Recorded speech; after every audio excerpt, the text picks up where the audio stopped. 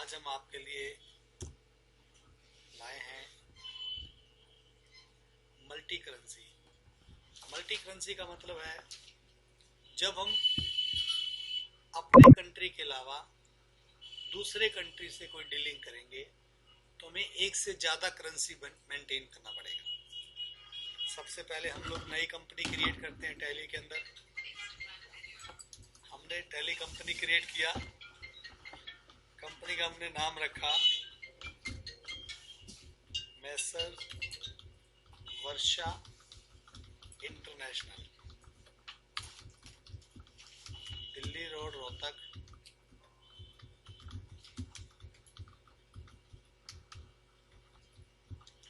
जब हमने company create करते हैं tally.erp9 के अंदर, उसके नीचे एक बेस करेंसी का इंफॉर्मेशन आता है। यहाँ पर आपको ये दिखा रहा है कि आपके पास कौन सी करेंसी यूज हो रही है।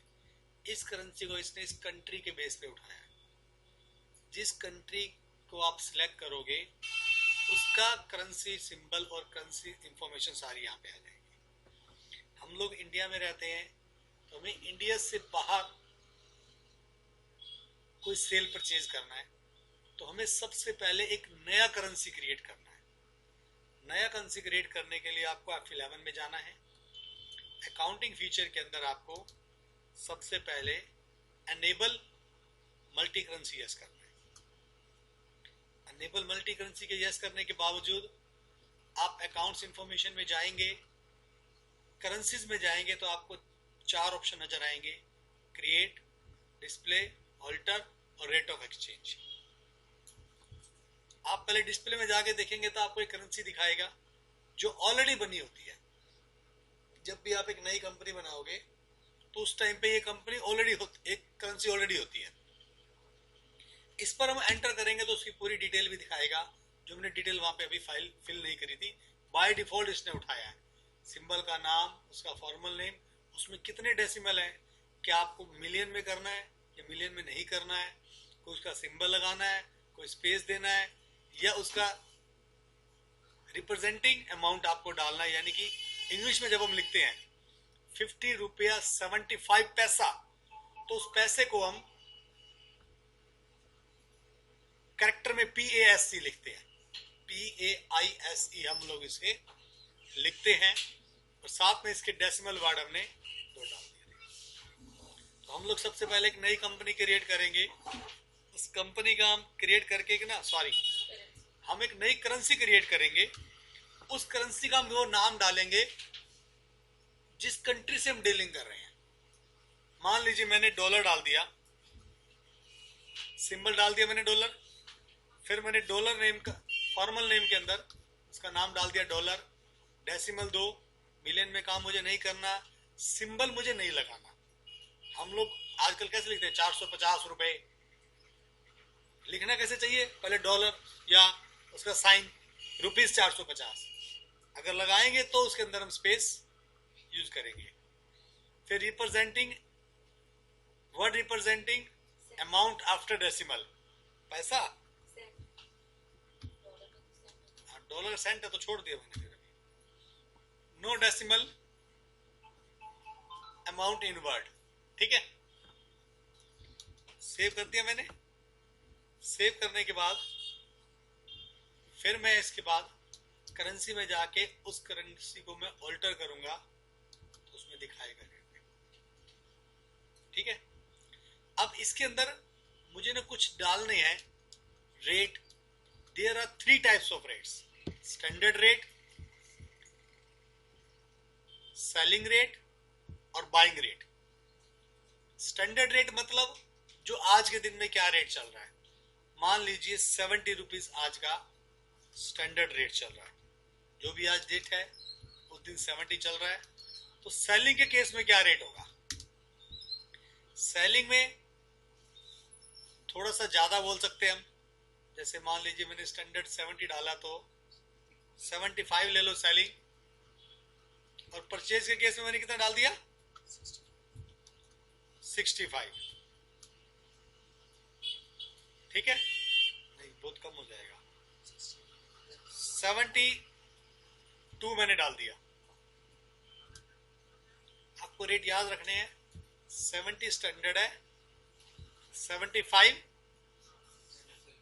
सेलिंग है और 72 ₹3 का हमारा इसमें फर्क रहेगा। मैंने सेव कर दिया और एक पार्टी का नाम बनाया जिसको मैं माल बेचूंगा।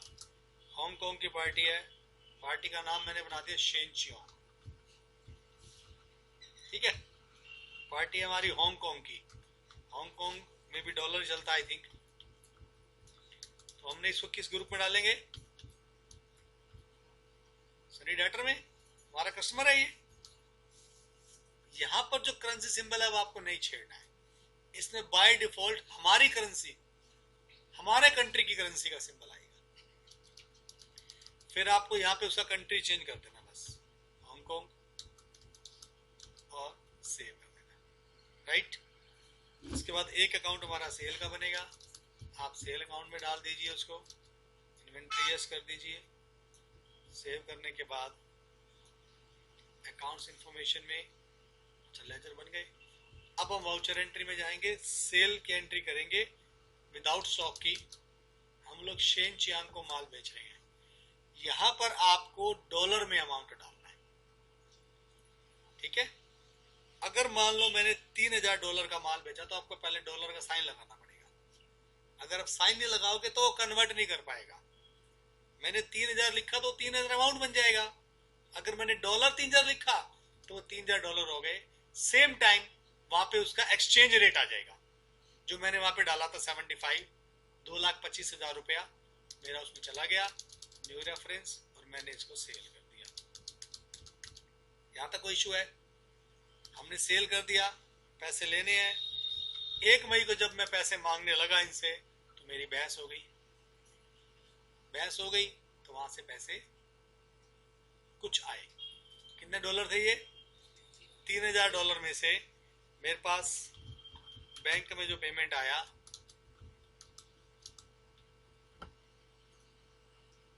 शेनचियांग से $2000 आ गया एक बार। या मान लो बहस हो गई, लड़ाई लड़ाई सब खत्म हो गया, $2700 आ गया। $300 डूब गया, आएंगे ही नहीं पैसे को। तो आते हुए हमारे पास रेट क्या आया? 75। यहां तक क्लियर है सभी को? चलो, ये मेरे पास पैसा आ गया। अब मैं इसकी रिपोर्ट चेक करूंगा। रिपोर्ट चेक करने के लिए हम 2 जगह पे जा सकते हैं। Display, accounts book, ledger. वहां पे पार्टी अकाउंट चेक करोगे शेनचियांग और इसको रिपोर्ट देखोगे 1/4 से अब तक की। तो यहाँ पे क्या दिखाएगा? मेरा 21,000 रुपये मैंने लेना है और 1500 रुपये मेरा अनएडजस्टेड फॉरेक्स गेन लॉस है। अनएडजस्टेड फॉरेक्स गेन लॉस है। यानी कि अगर ये मेरे पैसे नहीं आते $300 तो 21,000 रुपये का नुकसान मेरा है और 1500 रुपये का नुकसान हमारी सरकार का या बिचौलिए का, जिसको हम ट्रांसफर करने के पैसे देते हैं। अब 21,000 कैसे आए? मैंने तो $300 लेने थे, उसको हमने मल्टीप्लाई करा। क्या रेट था सेलिंग रेट? उस हिसाब से तो 22,500 बनते हैं। यानी कि 21,000 मेरे और 1500 ये। इट मीन्स जो स्टैंडर्ड रेट है वो मुझे मिलना चाहिए था। स्टैंडर्ड क्या था? 70 था, उस हिसाब से 21,000 ही बनता है। अगर मेरा पैसा डूबेगा तो वो स्टैंडर्ड रेट के हिसाब से डूबेगा, बाकी ₹5 फॉरेक्स गेन लॉस में आएगा। अब मान लो पैसा डूब गया तो मैंने अगले दिन क्या एंट्री करी? जिस दिन पैसे आए।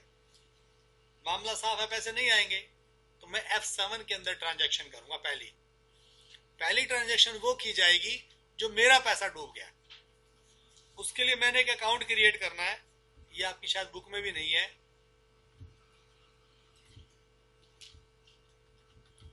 फॉरेक्स गेन लॉस अंडर किस में आएगा? ये एक्सपेंस इंडायरेक्ट में। ध्यान रहे हर जगह हम करेंसी रुपीस ही डाल रहे हैं। सेव कर दी। यहां पे मुझे डॉलर में रेट डालना है 300। ये बाय डिफॉल्ट वो रेट उठाएगा जो हमारा स्टैंडर्ड है। 21,000 तभी आएगा ना। तो ये मेरा पैसा डूब गया, शेन चियोंग के नाम मैंने चढ़ा दिया, मेरे हिसाब से मेरा पैसा नील हो गया, मैंने उससे कोई लेन देन नहीं करना। यहाँ पे देख लीजिए जीरो आ गया बैलेंस। क्लियर है? अब मैं अपना अकाउंट चेक करूंगा, display, accounts book, ledger, Shane Cheong, 1 अप्रैल से, तो मेरा बैलेंस तो नील आ गया नीचे, लेकिन जो अनएडजस्टेड फॉरेक्स गेन लॉस है वो अभी भी रखा है।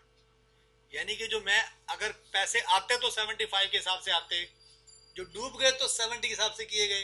वो 5 रुपए जो बिचौलिया है, जो पैसे चेंज करने का, मनी एक्सचेंज करने का मुझे देता, तो वो रखता 5, उसके भी डूब गए। यानी कि मेरा करेंसी का लॉस है ये पैसे हमारी इंडियन गवर्नमेंट को मिलते। अब इसका भी हमें लिखना पड़ेगा। उसके लिए हमें क्या बनानी पड़ेगी? क्लास। यहाँ पे आप गलती कर गए होगे। क्लास बनाने के लिए हम कहा जाते हैं? वाउचर टाइप में, ऑल्टर में, जनरल के अंदर हमने जाना था। जनरल के अंदर जाकर हमने क्लास बनानी थी, उस क्लास का नाम लिखना था forex gain loss adjustment class. Forex gain loss adjustment class. मैंने एंटर कर दिया और यहां पर मैंने यस कर दिया, use class for forex gain loss adjustment. तो मैंने यस कर दिया। यहां पर आपको फॉरेक्स गेन लॉस वाला खाता लेना है। यह आपकी बुक में पिक्चर बना हुआ है, अगर आपने कहीं मिस करा तो 3rd चैप्टर में जाइए।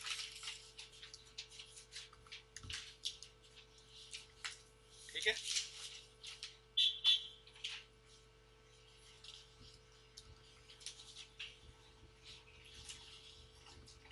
उसके बाद हम लोग दोबारा जाएंगे वाउचर एंट्री में, F7 दबाएंगे तो वो क्लास यूज करेंगे। उस क्लास के अंदर डेबिट में तो ऊपर तो अपने आप आ जाएगा गेन लॉस, नीचे आपको पार्टी डिसाइड करनी है। बाई चांस ये एक ही हमारे पास, ज्यादा भी हो सकती है, तो अकॉर्डिंग टू पार्टी उसका अमाउंट अपने आप आएगा, आपको डालना नहीं है। उसका जो भी फॉरेक्स गेन लॉस है वो अपने आप आएगा, आपको डालना नहीं है। हो गई एंट्री भी। इसके बाद जब आप अकाउंट चेक करेंगे, display, accounts book, ledger, Shane चियोंग, तो वो आपका 1500 भी अनएडजस्टेड लॉस वाला फॉरेक्स गेन में चला जाएगा। Thank you for watching. Please like and share, subscribe also. Hare Krishna.